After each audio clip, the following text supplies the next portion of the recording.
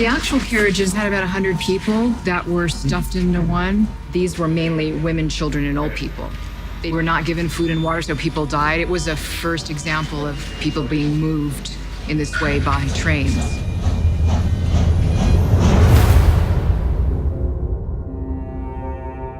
You could see these people with dark, sad eyes walking to their death. It's an experience I wouldn't wish even my worst enemies.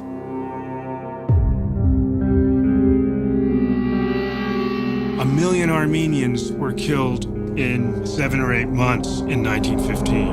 A million Armenians just in that period. That was unprecedented in modern history. The Armenians were not Turkic, the Armenians were Christian.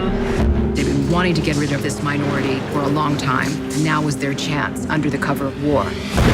The whole Armenian population, they were all arrested and massacred on deportation marches.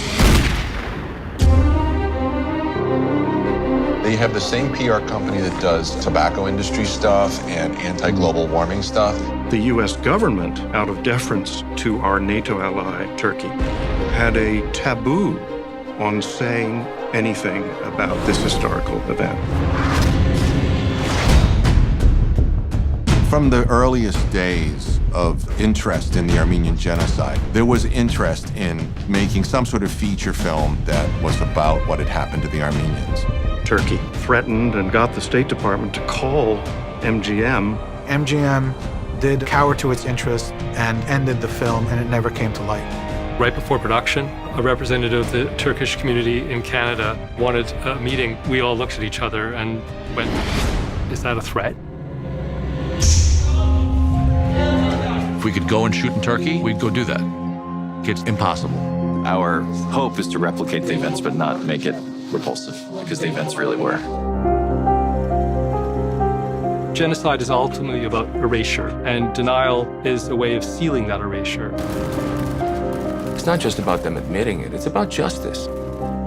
We want justice. The onus of telling that story, I mean, the soul of the whole Armenian nation is burnt by this. You grow up hearing all the stories about the genocide, and all of my ancestors have been a part of this somehow.